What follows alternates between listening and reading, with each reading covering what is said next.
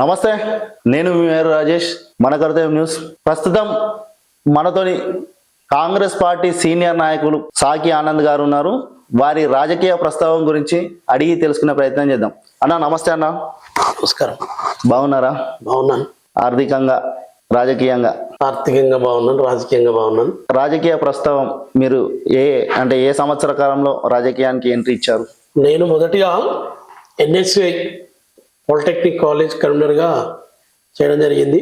అదేవిధంగా వైఎస్ రాజశేఖర రెడ్డి గారు 2004లో పాదయాత్ర చేస్తే తనకు ఆకర్షితులై నేను కూడా తనతో ఉమ్మడి మెదక్ జిల్లాలో నర్సాపూర్ నియోజకవర్గంలో వైఎస్ రాజశేఖర రెడ్డి గారు వచ్చిందంటే వెంటనే తన దగ్గరికి వెళ్ళి, అన్న నేను కూడా యూత్ కాంగ్రెస్ కార్యకర్తనని చెప్తే తను వెంటనే నన్ను వెన్ను తట్టి వెరీ గుడ్ అని చెప్పేసి నా భుజం పైన తట్టి రాజకీయాల్లో ముందుండాలని చెప్పేసి రాజశేఖర రెడ్డి గారు చెప్పడం జరిగింది. మరి ఆ సమయంలోనే 2005లోనే వైఎస్ రాజశేఖర రెడ్డి గారు అధికారం రాగానే ఇంకా కూడా నేను చురుకుగా యూత్ కాంగ్రెస్లో, యువజన కాంగ్రెస్లో రాజశేఖర రెడ్డిగా వీరాభిమానిగా నేను చురుకుగా పాల్గొని రాజకీయ ప్రస్థానం స్టార్ట్ అయింది. ఆ రోజు నుంచి కూడా నేను కాంగ్రెస్ పార్టీలో కొనసాగుతూ 2005లో కూడా ఆ రోజు పార్లమెంట్ సభ్యుడు సర్వే సత్యనారాయణ గారు ఉన్నారు. అదేవిధంగా మన జిల్లా మంత్రివర్యులు గీతారెడ్డి గారు ఉన్నారు. వాళ్ళ ఆశీర్వాదంతో నాకు 2005లో కాంగ్రెస్ పార్టీ బీఫామ్ కూడా నాకు రావడం జరిగింది. అప్పుడు యువ నాయకునిగా నేను కాంగ్రెస్ పార్టీ నుంచి కౌన్సిలర్గా కాంటెస్ట్ చేయడం జరిగింది. ప్రజలు నాకు మంచి ఆశీర్వాదం ఇచ్చారు. తక్కువ ఓట్లతో నేను ఓటమి పాలయ్యాను. అదేవిధంగా కొనసాగుతూ ఉండి కూడా నేను 2016లో సిద్దిపేటలో ఏకైకంగా కాంగ్రెస్ పార్టీ బీఫామ్ మీద నేను ఒక్కనే గెలవడం జరిగింది. సిద్దిపేటలో కాంగ్రెస్ పార్టీలో మీరు కౌన్సిలర్గా పోటీ చేసి ఉన్న కౌన్సిలర్లు ఎంతమందినో అంతమందిని ఒక్కరు మీరు గెలిచారు. మీరు కాంగ్రెస్ పార్టీలో గెలిచిన తర్వాత ఒక సుదీర్ఘకాలం, ఒక 2 నుంచి 3 నెలల మధ్య కాలంలోనే బీఆర్ఎస్ పార్టీలకు వెళ్ళారు. ఎందుకోసం? ఆ రోజు పరిస్థితులు ఎలా ఉన్నాయంటే, మనం గెలవగానే అక్కడి నుంచి ఫోన్లు, మీరు రావాలి ఖచ్చితంగా అనేసి ఒకలాంటి. అయినా కూడా నేను 3 నెలల దాకా నేను వేచి ఉంటే కూడా కనీసం సపాయాల్లో కూడా నా మాట వినకుండా చేసి నన్ను కావాలని పిలుచుకొని నన్ను రాజకీయంగా ఈరోజు ఎన్నో రకాలుగా ఇబ్బంది పెట్టినటువంటి అప్పుడున్నటువంటి టిఆర్ఎస్ నాయకులు. అంటే ఇబ్బందులు అంటే ఏ రకంగా గురి చేశారు అన్న? అప్పుడున్నటువంటి ఇంద్రమ్మ, మా తాతల గారికి మా నాన్నగారికి జాగాలి అసెంబ్లీ ల్యాండ్ ఇవ్వడం జరిగింది. ఆ ల్యాండ్లో కొన్ని రకాల ఇబ్బందులు పెట్టి నువ్వు ఖచ్చితంగా టిఆర్ఎస్ పార్టీలోకి రావాలని. అంటే పార్టీలోకి మీరు వెళ్ళదా అంటే ఈ రకంగా మిమ్మల్ని ఇబ్బందులకు గురి చేశారా? ఇబ్బందులకు గురి చేశారు. పార్టీలోకి వెళ్ళిన తర్వాత మీరు ఇప్పుడు కౌన్సిలర్ 2021 కౌన్సిలర్లో కూడా బీఆర్ఎస్ పార్టీ నుంచి పోటీ చేసి మళ్ళీ కౌన్సిలర్గా మీరు గెలిచారు. మరి గెలిచిన తర్వాత బీఆర్ఎస్ పార్టీలో కొనసాగక మళ్ళీ కాంగ్రెస్ పార్టీలోకి, కాంగ్రెస్ పార్టీ అధికారంలోకి వచ్చిన తర్వాత ఎందుకు వచ్చారు? వాస్తవాన్ని చెప్పాలంటే అక్కడ దళితులకు ముఖ్యంగా విలువలు లేవు. ఒక్క మనిషిని మనిషిలా చూసినటువంటి దళితులకు విలువ లేదు అన్నప్పుడు గతంలోనే మీరు బీఆర్ఎస్ పార్టీలకు పోయి మీకు నచ్చకుంటే గతంలోనే వచ్చేదండి. మరి కాంగ్రెస్ పార్టీ అధికారంలోకి వచ్చిన తర్వాత ఎందుకు రావాల్సి వచ్చింది?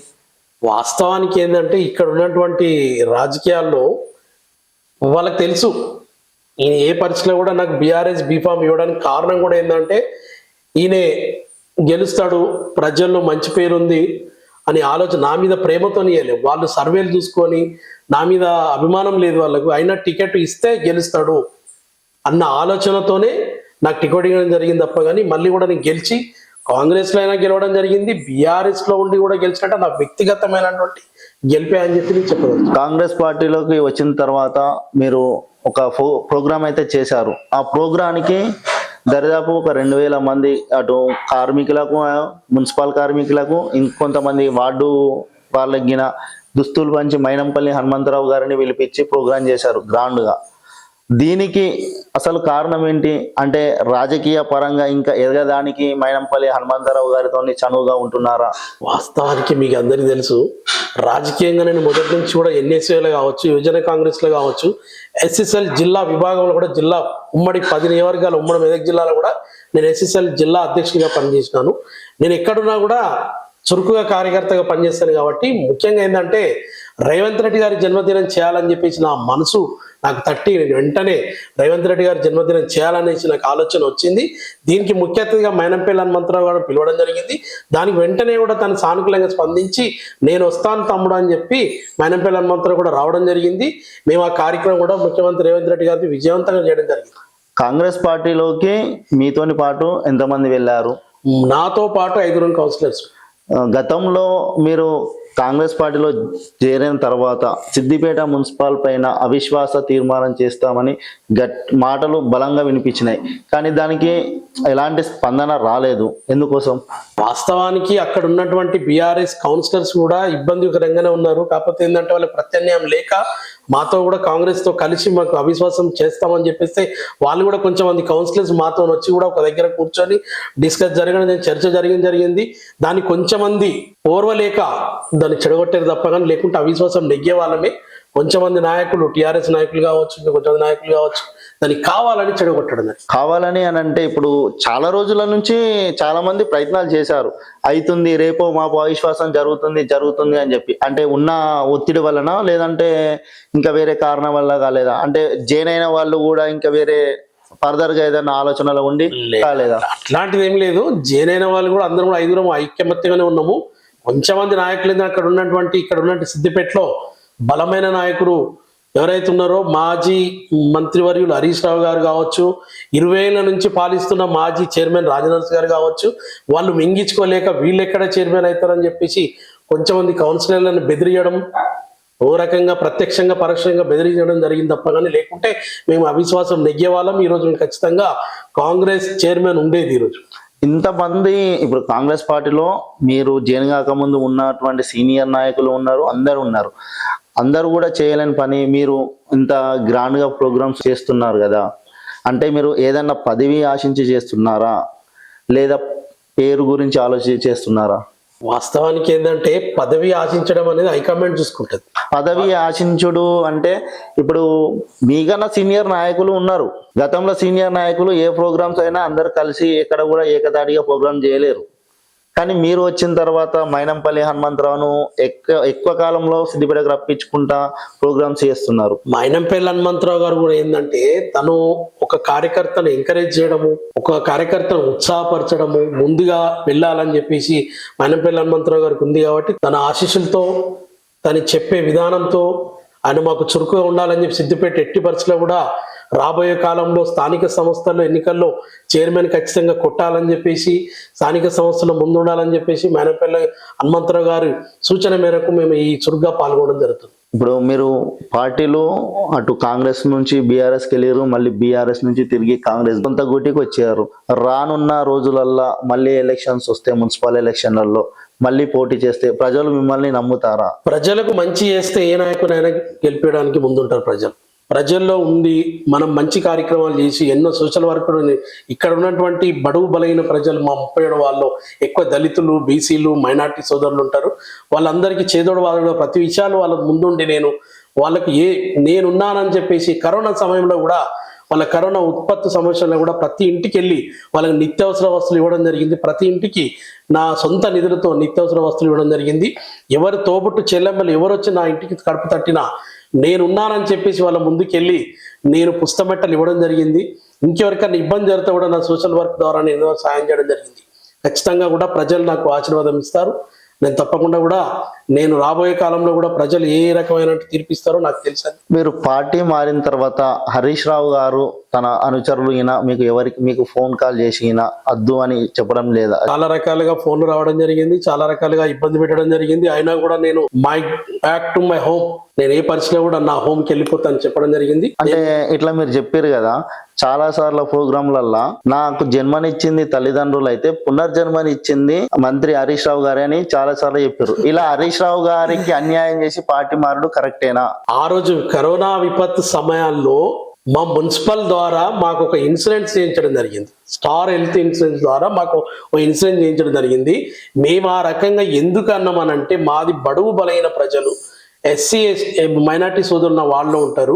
దళిత బంధు ఏదైతే నువ్వు పెట్టినవో దళిత బంధు నా వాడుకు ఎక్కువ ఇస్తావని చెప్పేసి ఆ రోజు ఉన్నటువంటి హరీష్ రావు గారిని మేము ఎత్తుకోవడం జరిగింది. కానీ తొందరలోనే తను మమ్మల్ని దించేసి దళిత బంధు అనేది ఎవరికి కూడా వాళ్ళు ఒక 5గురికి ఇచ్చి మేము ఇలా రాష్ట్ర వ్యాప్తంగా దళిత బంధు ఇచ్చిన అని చెప్పించినటువంటి ఆ రోజు ఉన్నటువంటి బీఆర్ఎస్ నాయకులు ఈ రోజు దళిత బంధు విషయాల్లో దళితులను ఇబ్బంది పెట్టినటువంటి దళిత బంధు. ఈ దళిత బంధు విషయంకి వస్తే మీ వార్డుకు వచ్చిన దళిత బంధులో సాకి ఆనంద్ గారికి సంబంధించిన కుటుంబ సభ్యులకే దళిత బంధు ఇచ్చుకున్నారని బయట ప్రజలు అంటున్నారు. వాస్తవానికి చెప్పాలంటే ఐదు దళిత బంధు ఇవ్వడం జరిగిందని పేర్లతో సహా క్లియర్ గా చెప్పగలుగుతాను. మీరు అడిగిన ప్రశ్న రైట్. నాకు ఇచ్చిన 5 జువ్వన్న ప్రసాద్ మాదిగ సమాజం, కొండి రాజవ్వ మాదిగ సమాజం, బత్తుల శ్రీనివాస్ 3, 4 సాకి శ్రీనివాస్, 5 గరిగె మహేశ్వర్. ఇంట్లో ఎవరు నా బంధువులు ఉన్నారో నా సొంత తమ్ముడు అంటే సాకి రఘు పెట్టినా ఒకసారి ఆలోచన చేయాలి. నా సొంత అల్లుడు ఉంటాడు నటరాజన్ పెట్టినా ఆలోచన చేయాలి. ఈ 5 నా బంధుత్వం ఎవరున్నారో చెప్పాలి. ఇప్పుడు హరీష్ రావును విడిచిపెట్టి సొంత గుటికి వచ్చారు. అయితే మొన్న ఒకటి ఇన్సిడెంట్ జరిగింది, ఏది మన తెలంగాణ తల్లి విగ్రహం పైన. దానిపైన హరీష్ రావు గారు కామెంట్ చేశారు. దానిపైన ఏంటిది? వాస్తవానికి చెప్పాలంటే 10 ఏళ్ళు తెలంగాణ తల్లి గురించి ఊచి కూడా ఎత్తనటువంటి హరీష్ రావు గారు మొన్న రాష్ట్ర ముఖ్యమంత్రి రేవంత్ రెడ్డి గారు బ్రహ్మాండంగా అధికారికంగా అఫీషియల్ గా చేస్తే ఓర్వక ఈరోజు హరీష్ రావు గారు మాట్లాడుతా ఉన్నారు. సిద్దిపేటలో ఇక్కడ 2018లో కరీంనగర్ రోడ్డు రంగీలా డాబా దగ్గర తెలంగాణ తల్లి విగ్రహం పడిపోతే చెత్తకుండెలా పడేసినటువంటి ఈ హరీష్ రావు గారు ఈ రోజు మాట్లాడుతా ఉన్నారు. తెలంగాణ తల్లిపై ప్రేమ ఉంటే ఏ రోజన్నా తెలంగాణ తల్లిపై గురించి తెలంగాణ తల్లి విగ్రహం పెడతాను అసెంబ్లీలో ఏ రోజైనా మాట్లాడిండా? మరి సిద్దిపేటలో తన సొంత నియోజకవర్గంలో ఇలా ఈ విగ్రహం పడిపోతే 10 ఏళ్ళు వాళ్ళ 2018లో అధికారంలో ఉన్నారు. ఒక్కరోజు కూడా అక్కడికి పోయి చూసిన పాపాన లేదు హరీష్ రావు గారు. మరి ఈరోజు అన్ని కపట ప్రేమతో తెలంగాణ తల్లిని ఇలా వాళ్ళు అట్లాగా మార్చిరు ఇట్లాగా మార్చిరంటే 10 ఏళ్ళు మీరు పాలించి మరి ఏదైతే అసెంబ్లీలో పెట్టాలని చెప్పి మీకు ఆలోచన రాలేదు, సెక్రటేరియట్ లో పెట్టాలని ఆలోచన రాలేదు. మీరు ఆలోచించాలి హరీష్ రావు గారు ఏం చేస్తున్నారు మీరు ఒకసారి గమనించాలి. ఇప్పుడు ఈ కాంగ్రెస్ పార్టీ అధికారంలోకి వచ్చి 1.5 సంవత్సరంన్నర గడుస్తుంది. ఈ ఏదైతే గ్యారంటీలు అమలు చేయలేకపోవడంలో విఫలం అవుతుందని ప్రజలు వాపోతున్నారు. 7 లక్షల కోట్ల పైన అప్పు చేసినటువంటి బీఆర్ఎస్ ప్రభుత్వం ఇలా దశల వారీగా కాంగ్రెస్ ప్రభుత్వం రేవంత్ రెడ్డి గారి ప్రభుత్వం ముందుంది. మనం చూస్తున్న 6 గ్యారంటీల్లో మహాలక్ష్మి పథకం ముందు సాగుతూనే ఉంది. మొన్న ఇందిరమ్మ స్కీమ్స్ కూడా సర్వే చేయడం జరిగింది. ఏదైతే కొన్ని స్కీమ్స్ ఉన్నాయో దశల వారీగా చేయడం జరుగుతుంది. గతంలో 10 ఏళ్ళు వాళ్ళు చేసినప్పుడు ఒక గృహలక్ష్మి లోన్ ఇవ్వడం జరిగిందా? ఒక గృహలక్ష్మి లోన్ ఒక పేదలకు హౌసింగ్ లోన్ ఇచ్చిరా? 5 లక్షలు అని చెప్పేసి 3 లక్షల రూపాయలు చెప్పారు. ఒక్కరికన్నా ఇచ్చిన దాఖలు ఉన్నాయని చెప్పి ఆలోచించారు. అంటే దశల వారీగా అంటే చెప్తున్న టైంకు కాకుండా ఇంకొక టైంకు గడిపి ఇట్లా రోజులు గడుపుతా ఉన్నారు, కానీ సంవత్సర కాలంలోనే పూర్తి చేస్తామని చెప్పారు, కానీ ఇంతవరకు పూర్తి అవుతలేదని నాయకులు కూడా ఇటు అంటున్నారు. బీఆర్ఎస్ పార్టీ నాయకులైనా సరే, అటు బీజేపీ పార్టీ నాయకులైనా సరే అంటున్నారు. బీఆర్ఎస్ నాయకులకి ఇంకేం పని ఉందండి వాళ్ళకు? బీఆర్ఎస్ నాయకులకి ఎప్పుడు చూడు మేం ప్రభుత్వంలో ఉంటే బాగుండేది అని చెప్పేసి ఒక ఈర్షగా ఒక ఎట్లాంటి వెటకారంగా మాట్లాడుతూ ఇలా ఆ రోజు 10 ఏళ్ళు వాళ్ళు పాలించినప్పుడు ధర్నా చౌక్ ఎత్తేసినటువంటి ప్రభుత్వం బీఆర్ఎస్ ప్రభుత్వం.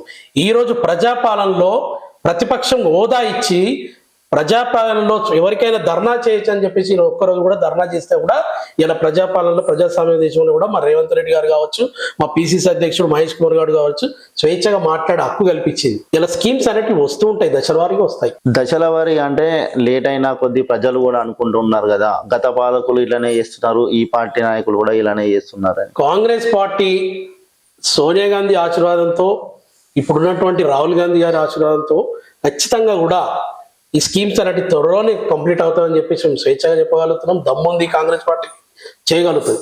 ఇప్పుడు రానున్న ఇటు సర్పంచ్ ఎలక్షన్లైనా, మున్సిపల్ ఎలక్షన్లైనా, జిహెచ్ఎంసీ ఎలక్షన్లైనా కాంగ్రెస్ పార్టీ 10 సంవత్సరాల తర్వాత అధికారంలోకి వచ్చింది.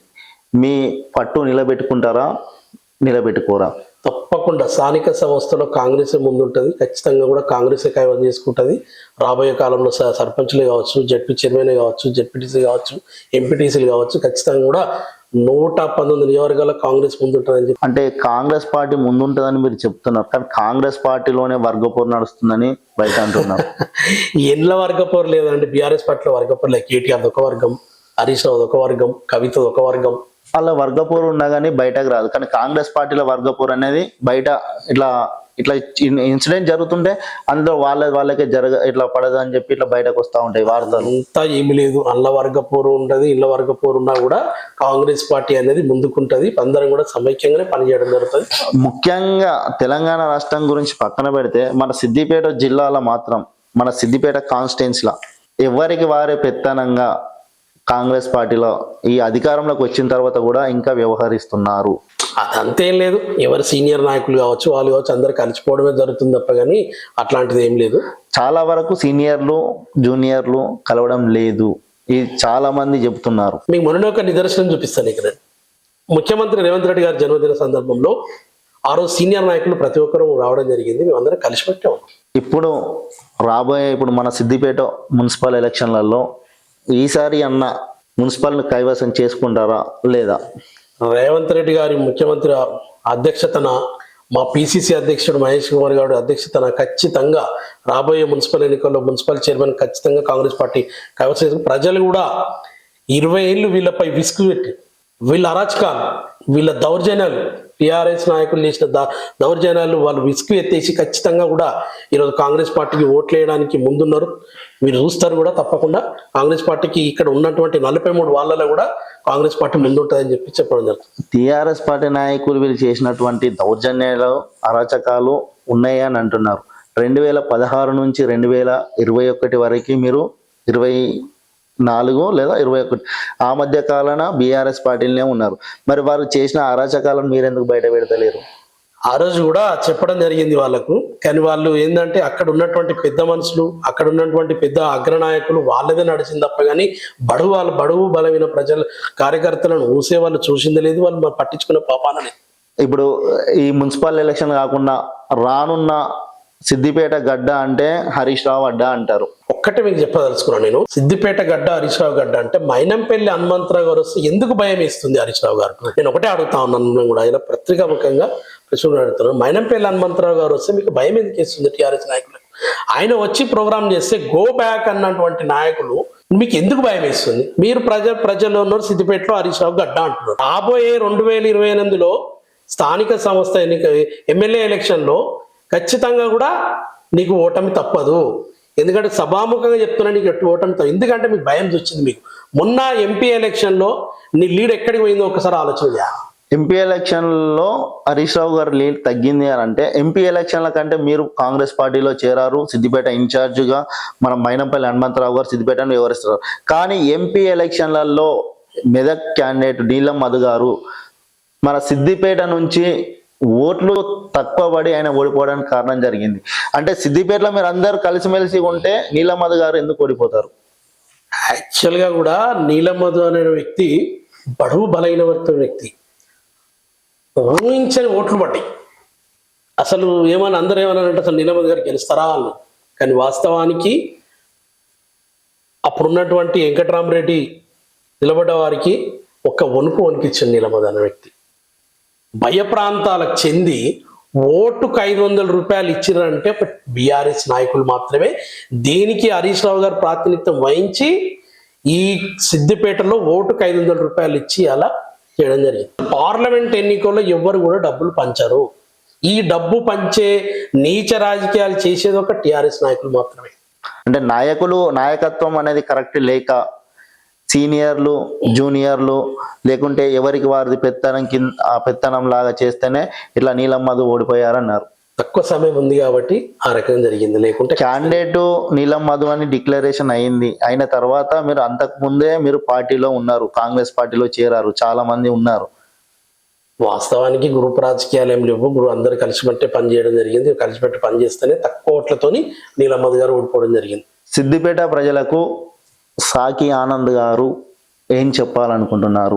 రానున్న రోజుల్లో ఏవైతే 6 గ్యారెంటీలు ఉన్నాయో ఖచ్చితంగా కూడా కాంగ్రెస్ పార్టీ మాట ఇస్తుందంటే మడమ తిప్పకుండా ఆ సంక్షేమ కార్యక్రమాలు అన్ని కూడా వస్తాయని చెప్పేసి నా సిద్దిపేట నియోజకవర్గ ప్రజలకు అందరికీ కూడా తెలియజేస్తున్నాను.